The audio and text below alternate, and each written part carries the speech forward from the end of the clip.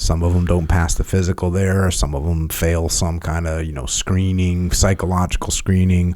Some of them don't pass the PSTs, the physical screening test. Then you show up at boot camp. Some of them don't pass the vision test. Some of them don't pass their secondary medical screening. Some people don't pass the physical screening test there. But some kids make it through all that. So they've enlisted in the military. They're now in the military. They've told everyone they're going to be a SEAL. And then they show up to Coronado, and you'll have the first day of first phase, there'll be 30 of them, 40 of them, just, I'm done.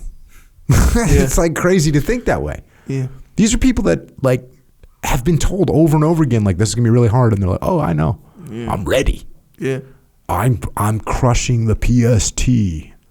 Whatever they're saying. Yeah. And they show up there, but day one, where's that bell? Because believe it or not, it sucks. Yeah. And if you don't have the right mindset, it sucks. Yeah. Even if you have the right mindset, it can kind of suck sometimes. Yeah. That makes sense. Hey man, it's cold water. Yeah. People think, it's California. It must be like, Baywatch. Sure. It ain't Baywatch out here, son. Down on the Coronado Silver Strand. Yeah, it's freaking 43 degrees in the morning. Oh. You're standing up with the wind chill, getting after it. People just ringing out. Bruh, I'll take a cold shower every day. And sometimes when you wake up and it's cold out, 48 degrees, right? You can feel that coldness when you wake up, and then you jump in that cold shower. It's like, ooh, bruh, freaking imagine going out to Coronado in the sand, way colder, by the way. And then you got to do it. It's imposed on you. You got to do it every day, dude. All day, every day, bruh.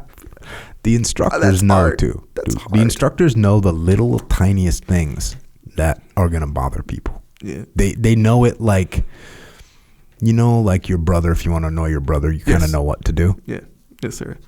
They know exactly what to do. And they know it in every different scenario that they're going to put you in. They know when the boat is on your head, this is going to suck. They know when you're paddling through the surf, this is going to suck. They know when you start surf torture, this is going to suck. They know when you've been doing surf torture for this long, this is going to make it suck worse. They know exactly what to do. It's been passed down for 60 years to figure out how to make it suck a little bit worse. Yeah. That's what they know. And that's why they get 70, 80, 90% attrition rate. Yeah. Quitters. By the way, it's quitters. Well, yeah. You kind of said something where it's like, people make all these preparations. They tell their family, friends, saying it publicly, straight up. Mm-hmm. And then day one or whatever, it's just, they quit day one. Their calibration for the word hard, right? Or adversity or whatever, it's just miscalibrated, like way off, and then, so that's not, and the thing is, I'm not, like, we kind of giggle because we're like, whatever, well, you have the right to, I don't have the right to giggle at that. No, you can giggle, bro, it's funny. I feel like I don't have the right to, because think about this as an outsider or as just a normal person where, okay, I know what hard is. I know what cold is. I know what sandy feels like. I know what waking up early feels like. I know what lack of sleep feels like. All the little individual elements, like, I know what they all feel like, right? Individually. And for a finite period of time. Yes. Because that's the other thing. They make you feel like this is going to go on forever. Yes. And it kind of is. So it does. Damn. And then, okay, so consider all that as part of the recipe, right? Then there's these kind of intangible ingredients of this recipe where what you just said, and then in addition to that, the people running it, it's not that it just happens to suck. Even though in a weird part of your brain, it kind of feels like, oh, this will just sort of happen to suck because the ocean water is cold. It's not just uncomfortable, it's cold because the weather's cold. Or sandy because sand feels like that. It's like that.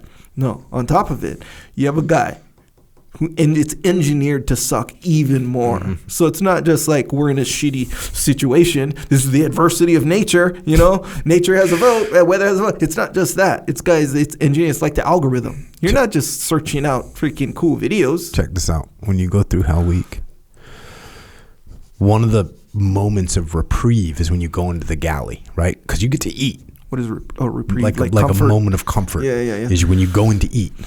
Oh, yeah. So you go in to eat, and for like the galley it's a building, like it's a chow hall. Yeah, so it's got temperature control. So it might be a normal temperature. It might be 70 degrees. Yeah. And you're gonna go in there and you're gonna eat, and there's an okay chance that you're actually gonna be able to like take 15, 20 minutes to eat. So you have like 15, 20 minutes of like no one's bothering you. Yeah. I fell asleep, like one of my few memories of Hell Week, because I don't remember much, but I fell asleep like face first in my spaghetti. Because I was comfortable, I was warm for a second, I was just like, boom, I woke up in my spaghetti. So, but when you get done with chow, they like immediately come in and start yelling, screaming, get out there. But when you go out, as soon as you walk out, they make you bear crawl out. So you're on your hands and knees, right? And then as soon as you come out, they got freezing cold hoses and they're hosing you back down to get you wet again. Yeah. And then they basically have like a tunnel set up of a bunch of people with hoses spraying you down as you come out. And then when you get to the end, they like brush your teeth with the hose. So you stand there and they spray a freaking high pressure hose in your mouth. Yeah. Right? So it's a shock to the system. Yeah. It's a shock to the system.